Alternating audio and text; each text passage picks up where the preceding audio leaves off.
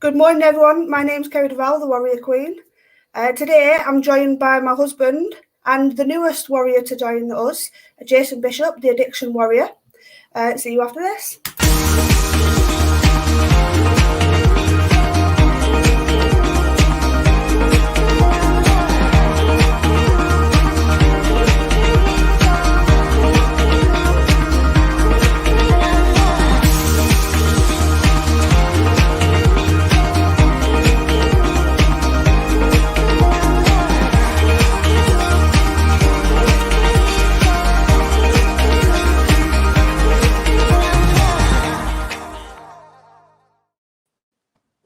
Morning, guys. How are you? Good morning. How are we, guys?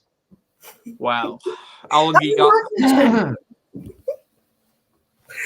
I'm all right. Yeah. Are you two going to behave now? Because before we went live, you two weren't behaving. Of course. I'll think about it. Always. Can I consider it? No. You have to behave yourself, Adam. I'll think about it. Otherwise, I can just kick you out of the video. I can do it. Just get on with the show.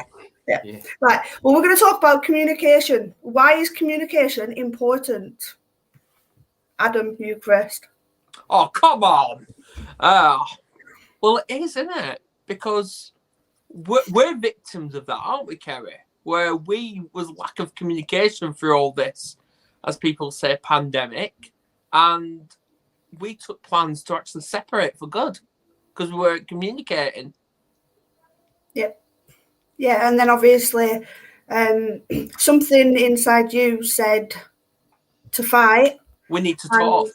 Yeah, and obviously you asked me, we need to talk, and we sat down. I remember that night we put the kids to bed, ordered a takeaway, and just sat down and talked. I think it was beyond midnight we were up. Yeah, it were about 1:30, 2 o'clock in the morning before we went to get bed. Something like that, yeah. Yeah. Yeah, and now look at us. It worked. Yeah, it worked, but I'm quite bold at the same time. Yeah, well, enough about you and me. Jason Bishop, welcome to the Warriors. Thank you very much. Marvellous. Lovely to be here, guys. Great to be here. Yeah. No, well, you were my very first guest 7 months ago now it was. Was it 7 months ago? Wow. Yep. My first ever guest on the Warriors, and now you joined me on the team. Indeed. Yeah. Bit of a surprise, but yeah, it's great, isn't it? Yeah. So what's your opinion on why is communication important? Well, we must communicate. When we don't communicate, we assume, don't we? We make it up. Causes a lot more issues in our lives. You know, we talk about communicating, I think, but maybe we never do. And talking about it is one thing, but actually conversing with each other, telling each other how we feel, agreeing with each other, disagreeing with each other, but at least getting it out there and discussing it, at least you can bring it to some sort of resolution, whatever that may be. Yeah. But if you don't do that, then it just escalates. Yeah. I think it gets worse and worse and worse, and to the point where you may not be able to resolve it. And you're suffering. The other people involved are potentially suffering. So everyone's suffering, while we're all blaming the other person for not communicating. Yeah, but we don't look at ourselves and say, well, nor am I. Yeah. Definitely.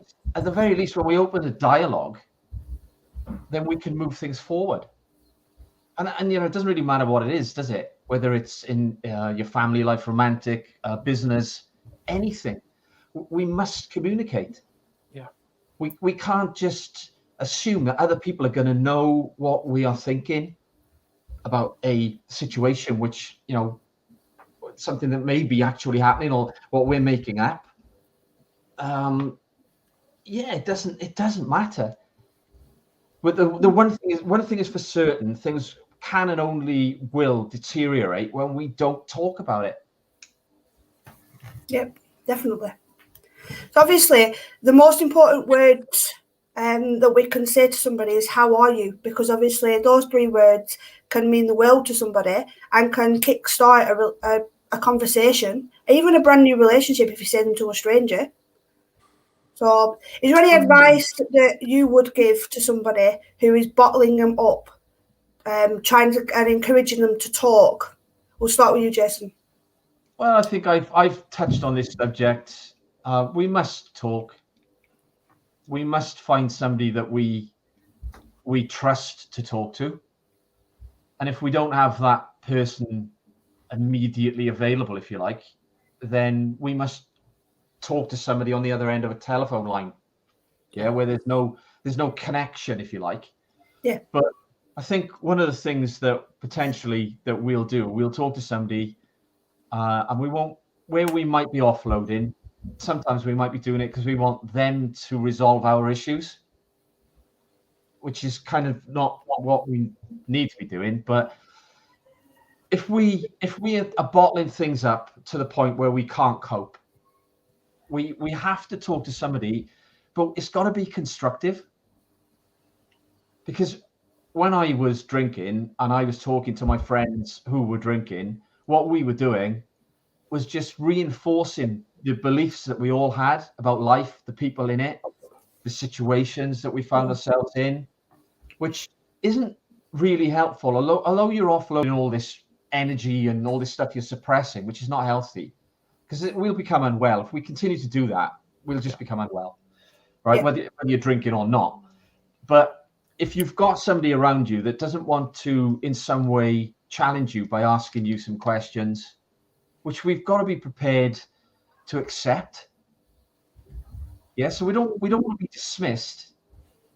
But if somebody comes and says, well, why do you feel that way? Or not so much why, but what makes you feel that way? Yeah, and you can have that dialogue with somebody where you're just trying to find out why you feel the way you do. Yeah. Yeah, it starts that ball rolling where then you're more open to more dialogue about it, because you'll start not overthinking but thinking about things. Yeah, which leads to you being open to more conversation.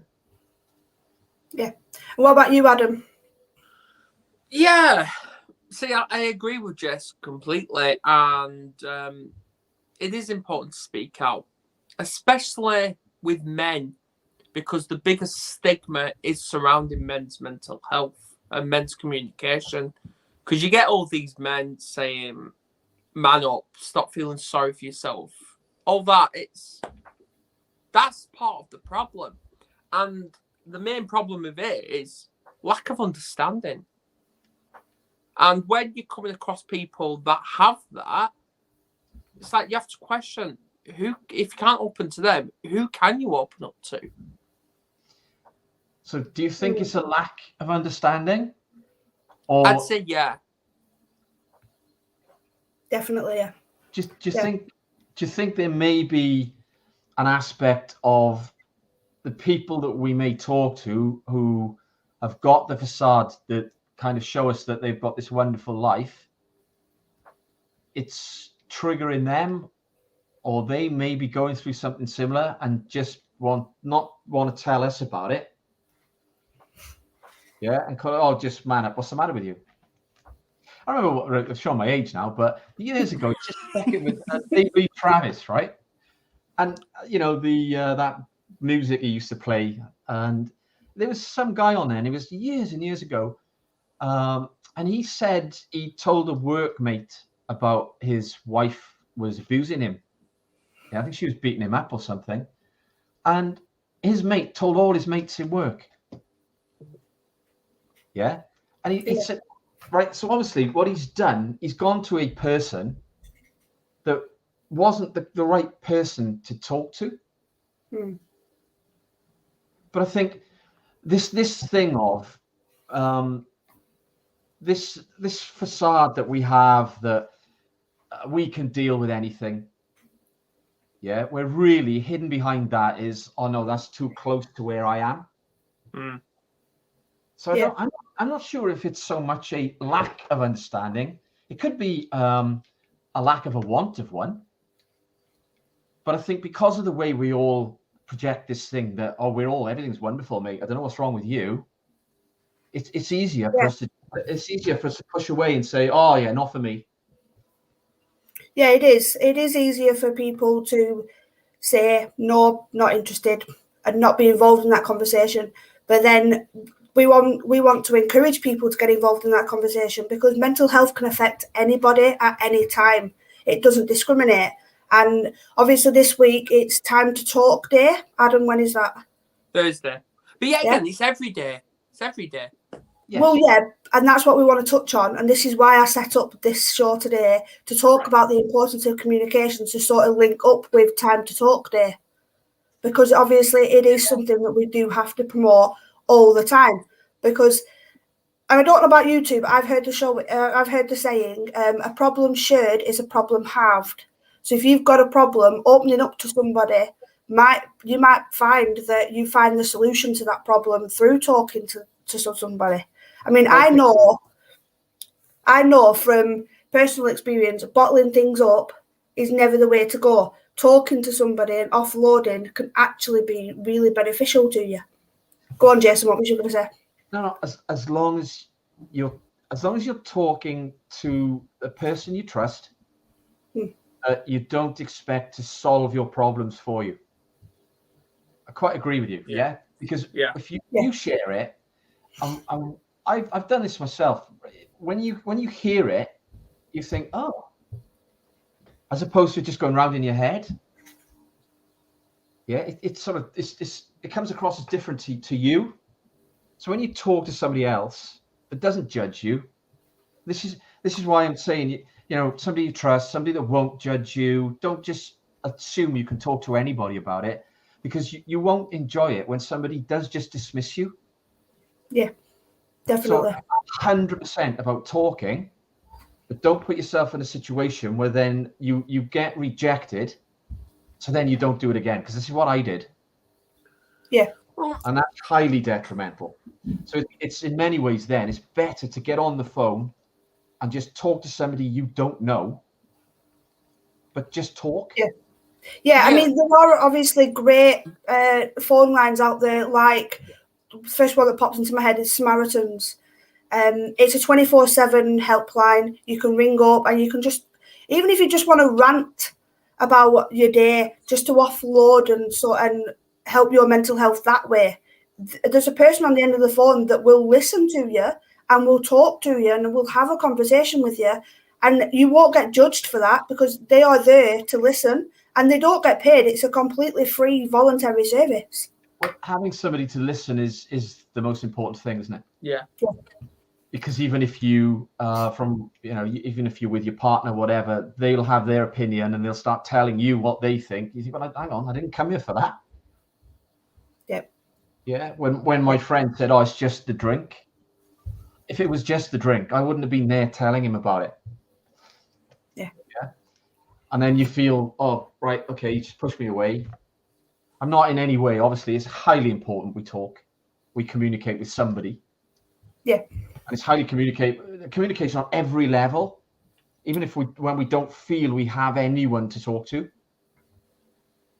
We must talk. Yeah, we must talk. Yeah. But when it comes to somebody a little bit closer, just choose wisely.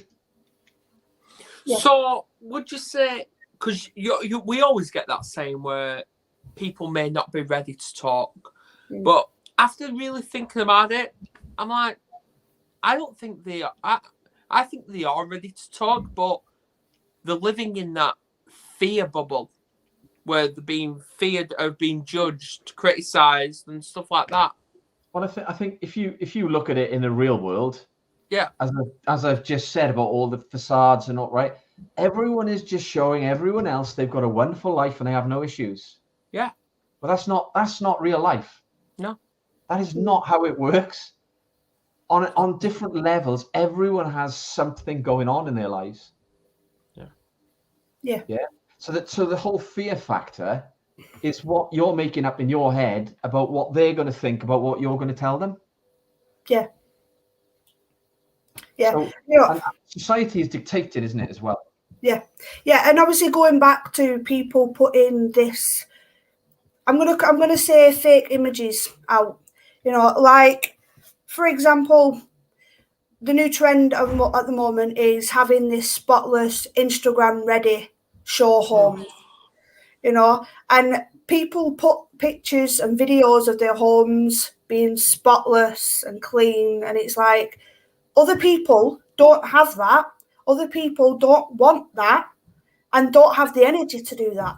Personally, I'd hate to have a house like that because it would stress me out. I'd find a single crumb and I'd have to clean the whole house. I just couldn't do it. Yeah. You know, I don't care. See what I got to live with, Jason. Personally, each to their own on that one. You know, but then it sends a message out that you're not good enough to have something like that. And that can affect mental health. And that can actually stop a person from reaching out for help because they think they're not good enough because their homes don't look like that. So nobody's going to take them seriously because their homes don't look like that. So no one's going to care. But you've said it numerous times there, they think. Yeah. They think. Yeah. It's not about that. We really do have this terrible habit of comparing ourselves to others. Yeah. Yeah, and then we're not good enough because we don't have what they have, and that's something that really must stop. Yeah. Yeah, and obviously in that situation, when you think I've not got what they've got, and if I try and reach out and communicate with them, they're not going to take me seriously. It's that fear of being judged. So you're being judged for the way you look, the way your house looks, or you're being judged with what you're going to share with them. See, I've always said that if people are rock bottom or they're depressed one day, which we all get down from time to time, if you just want to wake up in the morning and just get up and make your bed and then that's it, that's good. That's one step in the positive direction.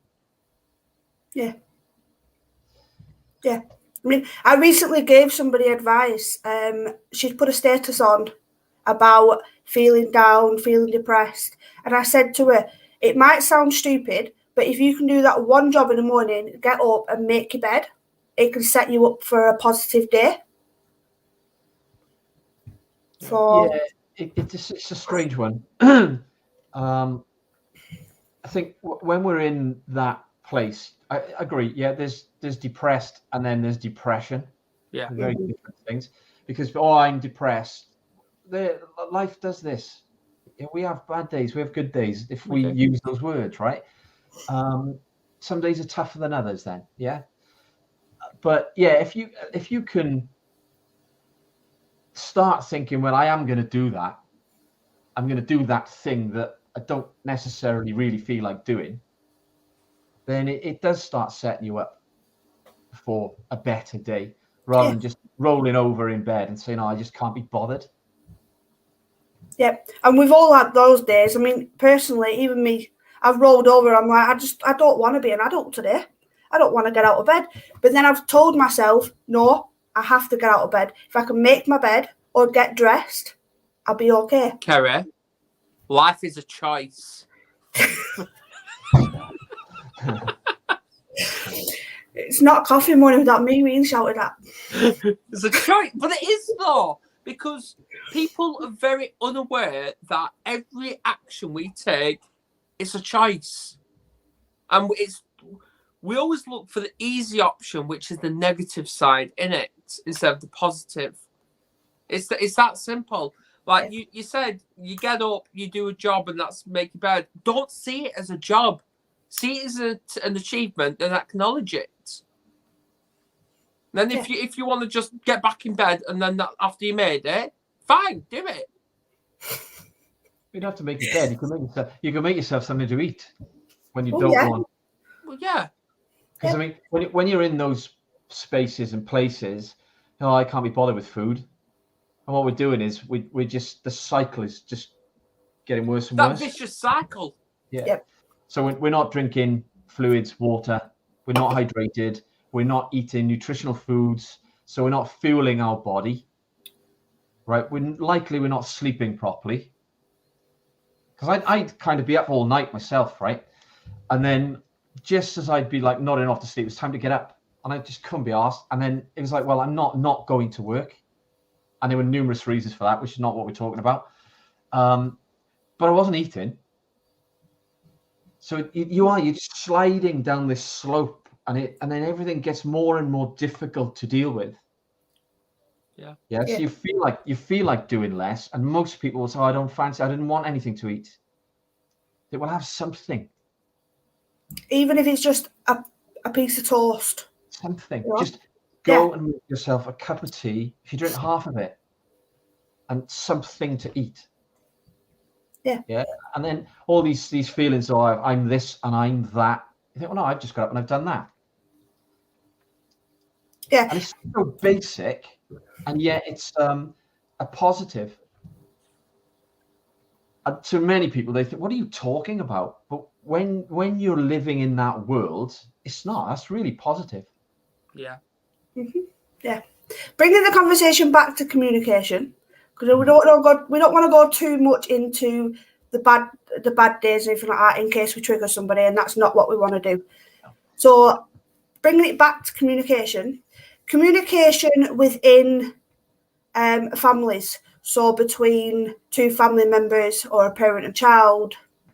I want to talk about why is it important the way we communicate with our kids. We'll start with you, Jason. Oh. Well, family member for you. At what age? Any age.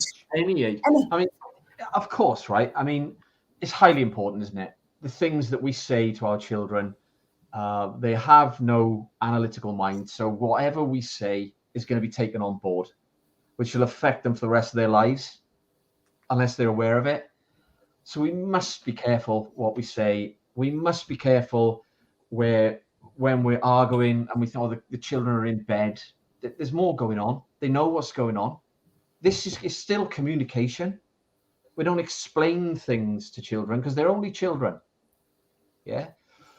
And as then when we're going through our teens or they're teenagers, and we tend to think, I hear a lot of, oh, they're going through that stage. Yeah. And we don't communicate. We don't, my parents are pretty good at saying, ask us anything. Anything you don't know, you hear, come back, ask us, we'll try and help you understand it. And yeah. But then when things went off the rails a bit, we didn't communicate.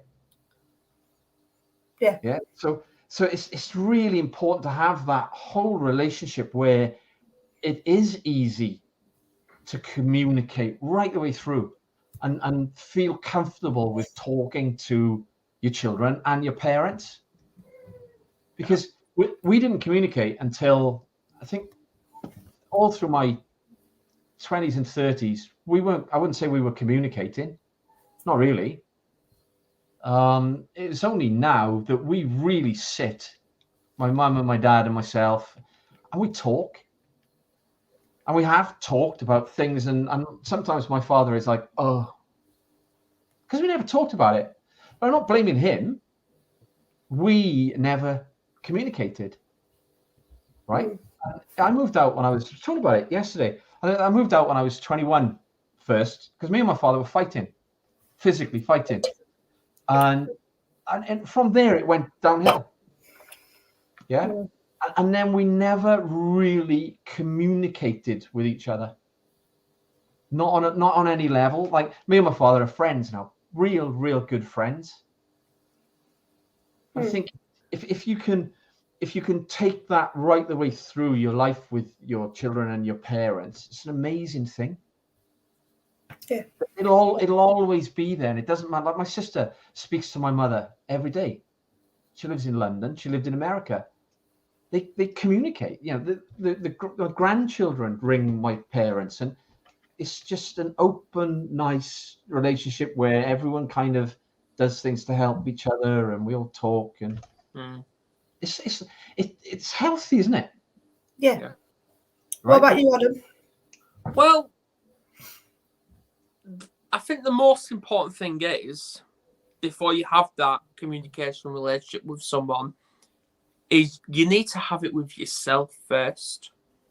You need, as weird as it sounds, communicating with yourself is actually really important. Having that relationship with yourself, that connection. Because once you know that you're strong-minded, then you can go on to work on having that connection with other people. And I believe having that relationship communication with someone compared to someone that's, for example, on the autism spectrum, it's two different types of relationships and it's difficult. But I believe now it's only difficult if you allow it to be difficult. So this then really is heading towards acceptance, understanding. Yeah. And we all have different ideas, models of how the world works. So we accept that. We try and understand where somebody might be coming from. And then when they'll say something to us, you try and understand what they're saying, because it's all about how we interpret it. Yeah, exactly. So what you're saying, everything is about what's going on in here. Yeah. It's not what they're saying or not saying, because like I said, half the issue here is that we don't communicate at all. Well, this is what I've said to Kerry numerous times, because outside this front door, I've got no family. No one. Because they didn't accept me and Kerry being together, or they didn't accept the fact that the kids have got autism. They didn't accept that. But to be honest, and I'm going to say it straight up, I don't give a shit. I don't. Because at the end of the day, my family is the most important. What? I can't care. So I don't. I can't. You can't care. No. No. Right. Because the most important thing to me, besides myself, is my family around me. And if I know the kids are happy, Kerry's happy, that shows that I'm doing a good job.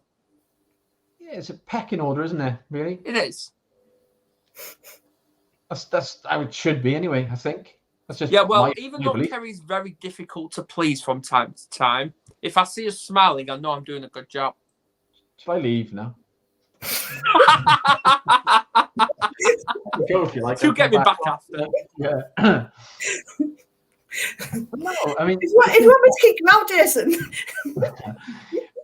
It's important, isn't it? It's important that we understand, even if you think you know somebody, it's important that we understand how they see the world.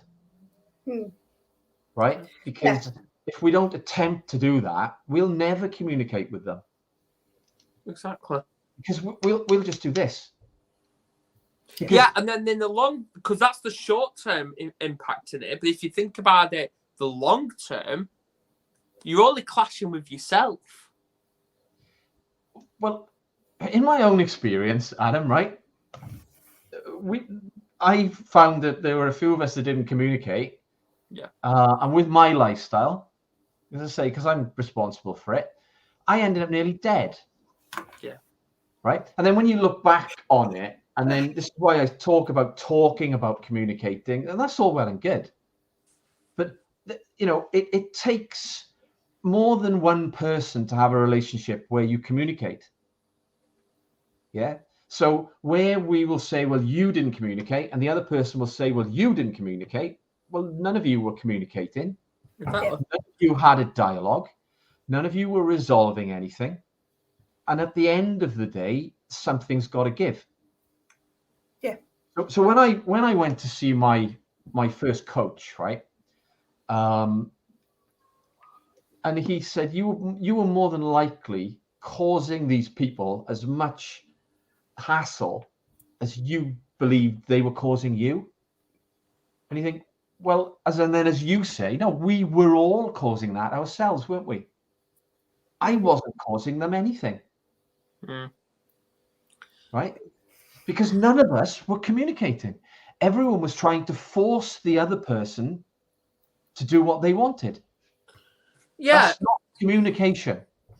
Yeah, well, this is why, because it was actually Kerry that got it. It's because obviously me and Kerry was having a little bit of a dispute in our relationship. So, and we wanted to fix it somehow. So we tried every method and it didn't work. So she got this relationship counselling book. Fair enough, it's not for everyone, but it worked for us. And what I've learned is we have all got something called a self-esteem bank account within us. We all do.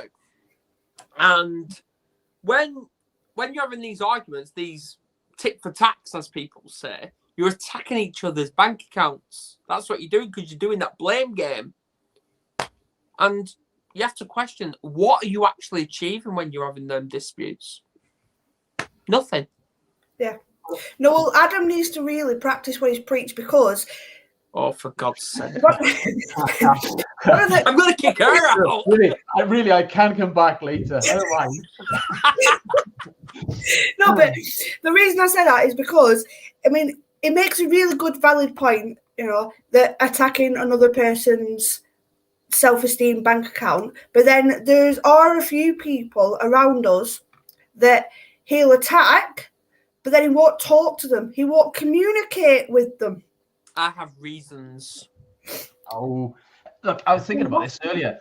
I mean, this is something I was quite well practiced at, is playing that game of not talking, not communicating at all. And then it was happening in work. Yeah. And I mean, it's a very school thing. It's a very non-adult thing to do.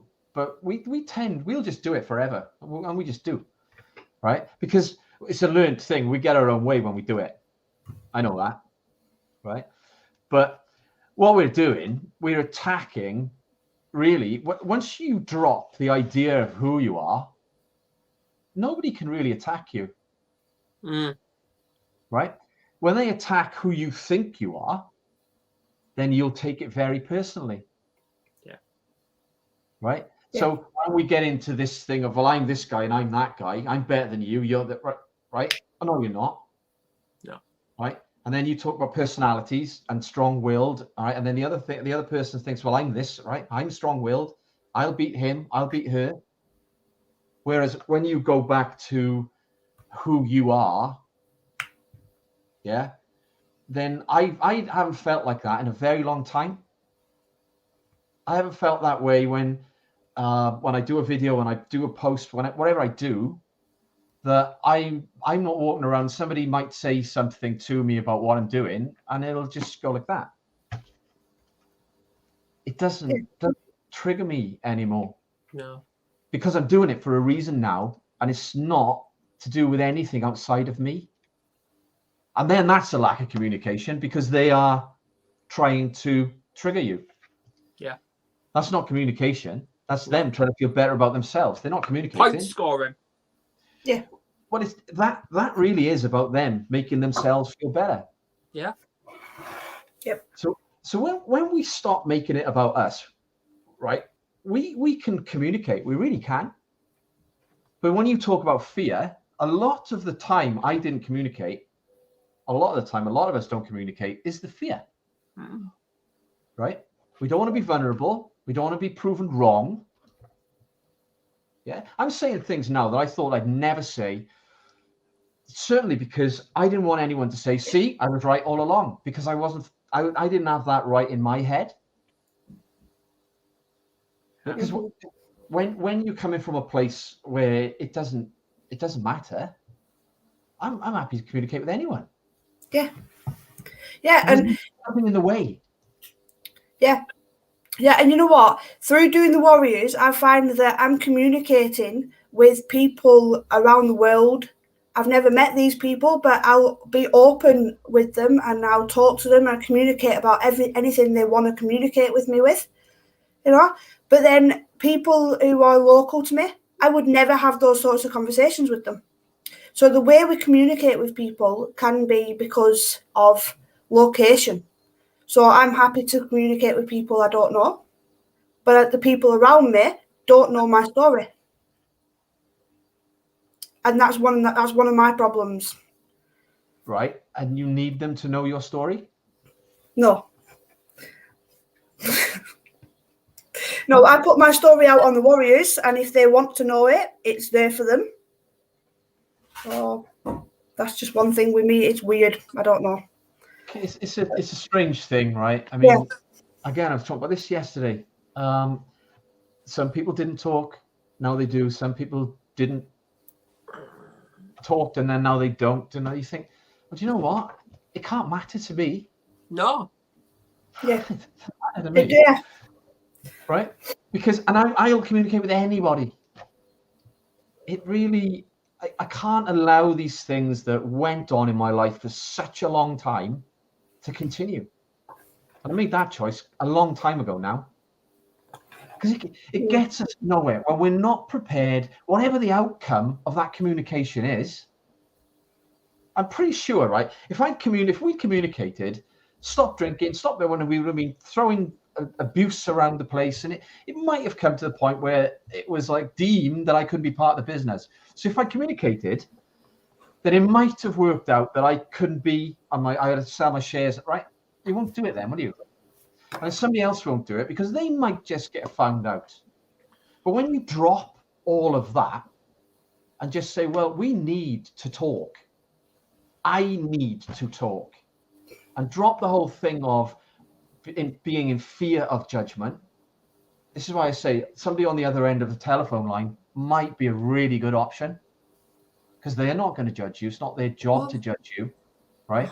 They're going to do what they do, and they're going to walk away having listened to you, right? And you've got it off your chest. You'll more than likely feel better for it.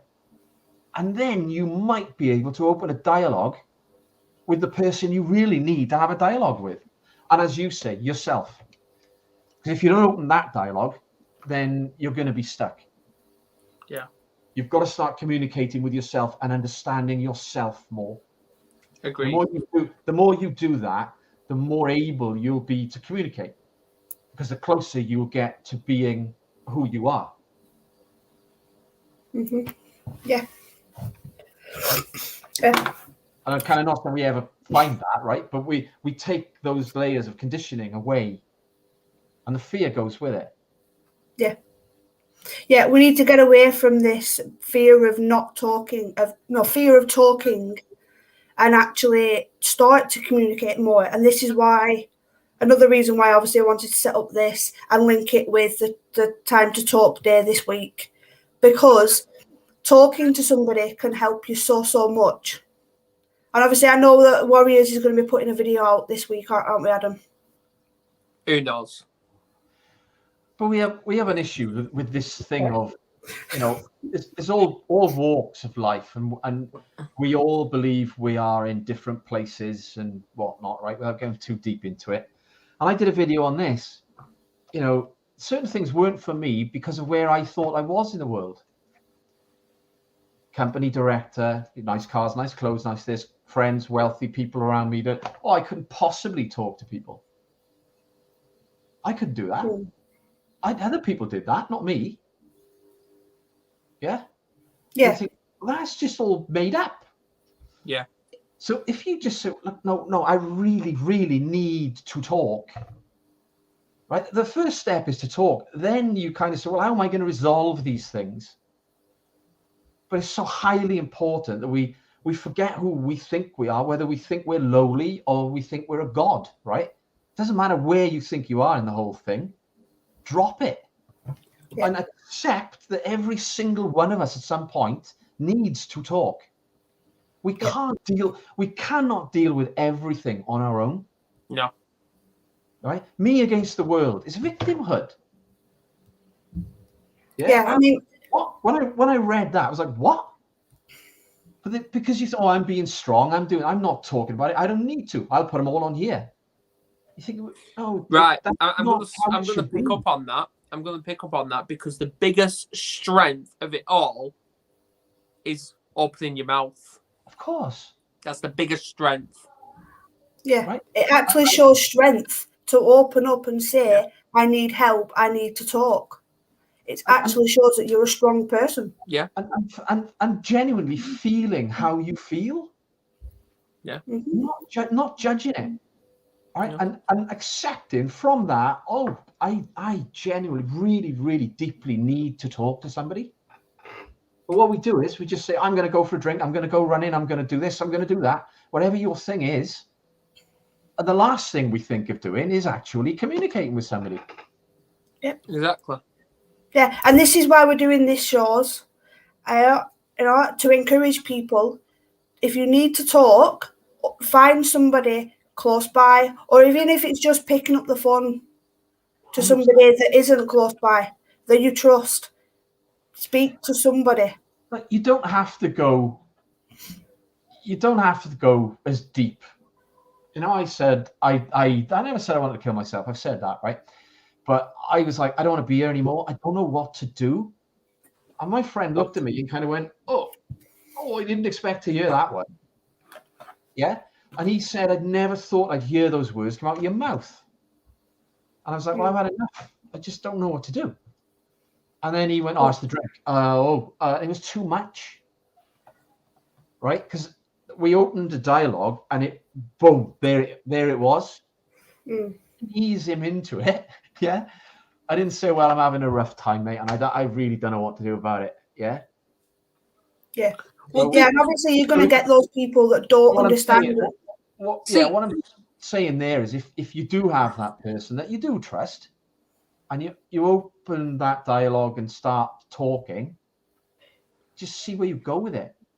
Exactly, because I'm in a lot of mental health groups on social medias, and when people's been posting negative posts of how they feel, you get all these comments saying, is everything okay? Are you okay? And as good as that is, I jump on it and go, but would you like to talk? You get two things though, don't you? You get the throwaway comment. Yeah. Yeah. Which is, you've got this, you'll be all right. Yeah. And then you've got the, not as bad as me. Don't worry yourself. Oh, yeah. No. What did you say? I've seen quite a few of them, yeah. Right. So what you really want is somebody that will say, do you know what? I will listen. Yeah. I will just listen to you. And then if they want to talk, you discuss it, like I say, but we must then accept that they may say something that we didn't expect to hear. But at the very least, to have that person that will say, yeah, I'm prepared to just sit here with you, get a coffee or whatever, go for a walk, and somebody that actually will take the time out to listen to you. Yeah. Just let you just get it out of you. Yeah. Yeah. So that's what we want to touch on, is obviously find somebody that is going to listen to you, is going to perhaps offer you some help. So maybe it is that you've never dealt with those feelings before and you don't know where to take them. And that's the first time you're opening up about those feelings. And a person says, I don't have the answers, but maybe going to speak to a mental health coach or a counsellor or your GP, something like that, signposting you to somebody at will, and says, I'll listen to you, but I think you need to go and talk to somebody else as well. That can be just as helpful. But it's the first step, isn't it? As I said. Yeah. Right? Because if you won't talk to somebody on a surface level that you trust, you're not going to talk to any one of those people that you just mentioned. Yeah. On any level. Yeah. Right? But the first thing is, before any of that happens, is that person who's in crisis, shall I say, or in that fight and flight mode, is accept that they want to open up. Yeah. You must do that. And I mean, and that is something from personal experience I never did. Me too. I never did it. No. I only did it after I'd been in a hospital bed for 7 weeks. I only then said, something's got to change. Yeah. Before that, I wasn't prepared to talk about change, anything, discuss it. I tried it when I was whatever I was. I can't remember how old I was. But I never did it again. Not really, anyway. It was just superficial complaining about life and people and what I wanted to do and what I was going to do. It was just venting more than talking. Yeah, exactly. And venting can be one thing, but a dialogue, a communication with somebody is very, very different. Yeah. Well, one of the ways me and Adam communicate when we've got a lot on our minds is I'll say to Adam, write it down and we can work through everything, and we can sit there and we can talk about everything we've talked about. I mean, we did it over the weekend, didn't we? Yeah. Where I had a few things in my mind and I wrote it down, and we went through each thing on my mind and we spoke about it, and that really, really helped. So something as simple as writing it down and opening up to somebody, sharing how you're feeling, sharing what's on your mind, something as easy as that can open a communication. You know, when we write something down anyway, yeah, it changes how it looks, feels, everything. Because we don't do that. We keep it all in here. Yeah. So when we look at it, then we can actually say, really? And then you think, no, really, I really do feel that. Yeah. So then you say, well, I will need to talk to you about this. Mm-hmm. Yeah, and when I've wrote things down, I mean, I've wrote down, I can be writing something down and then I can go off track because a piece of a song will come into my head and I'll just write that lyric down. It sounds like chaos, but that's what's in my head at the moment. And to write it down, to obviously have Adam read it and talk to me about it, helps me feel better. So that might be the same for somebody else. So that's one of the things I'd suggest. Write it down, share it with a partner or a friend or a family member. Maybe that helps you. Maybe it doesn't. Right? It's not a one size fits all. Writing things down has only recently started helping Adam. Well, there's one thing we need to bring up as well is as good as it is to stay positive, always remember it's actually okay to be negative as well, to feel negative. It's okay. It's okay not to be okay. It's when it goes on. Continuous. Right? And we know when it's going on and it's going on for too long. It's really because we do have these ups and downs. That's life. That's flowing with life. It isn't going to be a bed of roses all the time. No. Right? Yeah. But when things are getting us down, when they're getting a little bit too much for us, we've got to share it. Yeah. Yeah. With somebody. We must share it. Yeah, exactly. And you know what? I'm going to end it there because right now I'm going to communicate with our viewers what else we've got coming up this week, Adam. Empower You Tomorrow. Finally, it's back. The first episode in 2022, and Jason's going to be on it with Steve Knapp. So Steve Knapp's back. Looking forward to it. Last time I checked, you're going to be talking about alcohol misuse. Well, yeah, a lot to talk about that. Will they cover it within the hour? Who knows? I think that's going to be over the hour mark. Yes. And then that's all I know for now. But I will give a little shout out because this week we haven't got one show. We haven't got two shows. We've got 3 brand new shows starting. One of them is mine. So An Audience with the Queen starts Wednesday at 10:30. Adam? Yep. The other 2 shows, can you remember them? They're in the diary, but I know Claire's got one. That's Reboot with Claire. That's Thursdays at 11 a.m. UK. Yep. And then Maria? Maria's is An Hour of Love. That's 12 o'clock noon UK time, Fridays. Yep. So look out for them. Thank you, both of you, for joining us. Yeah, excellent, guys. Enjoyed. I'll be here. Looking forward to tomorrow. It's cool. You behaved a little bit, Adam. That's not bad. Yeah. And next week, I'm back on Coffee Morning with 2, maybe 1 or 2 very special guests. It is Children's Mental Health Week next week, so the mini warriors will be coming and taking over Mental Health Warriors. So look out for that. Enjoy the rest of your week. Bye, guys. Bye, guys. Bye.